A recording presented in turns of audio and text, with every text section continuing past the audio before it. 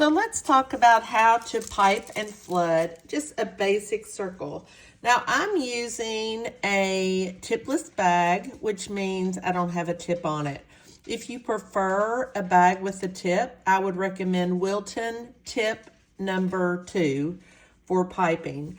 And then you'll notice when I first touch the cookie, do you see how my icing just sticks right to the cookie? It's sort of like magic. So that's your first step, is to stick your icing to your cookie. Let's wipe that off because I just wanted to show you that.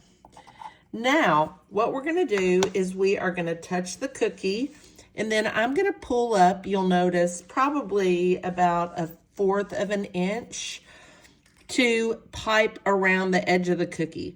Now, the closer, let me show you here. If I get really, really close to my cookie, it's hard for me. That line is really, really shaky. And also, it's not very rounded. That's not what you want. So, what you're going to do is you're going to touch the cookie like before. And you are going to bring the icing line up about 1/2 of an inch. It's easier the higher your icing line is for shapes like circles. So do you see it's up pretty high? I'm applying light pressure and I'm just allowing the icing line to fall down on the cookie, and I'm guiding it with the bag. And it's a nice rounded line. And I'm able to put the line of icing where I want to because it's up pretty high.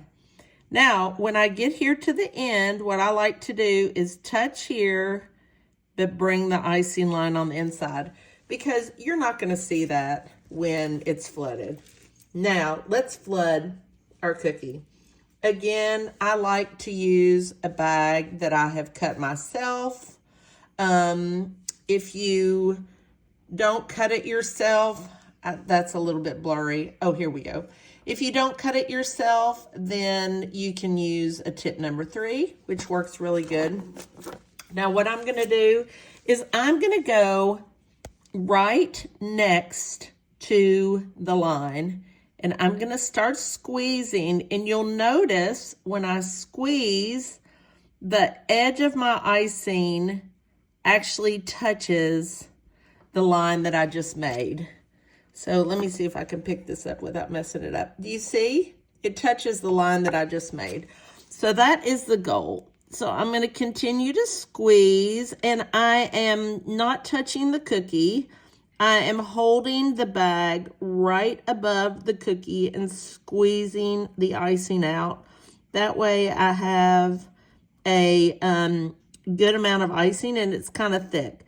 So here's about how high I'm holding the bag.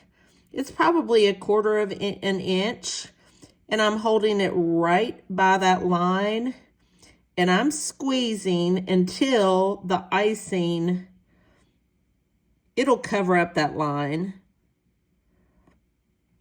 Now, if I go in here more and squeeze, it's not touching the line. So you want to make sure that you have it right beside the line, and you are squeezing until the icing touches the line. That's how you cover up your piping line. Now I'm just going to continue to squeeze, going from the outside in. If I miss a little spot, I'll just do that. And do you notice how full I made the icing? If it's not full like that, you are not going to have a smooth surface. So next, I'm just using my scribe, and I'm going around the edge to make sure that the icing is actually touching the line on the edge. And then I take my little scribe and I poke it in the center, and I shake my cookie back and forth.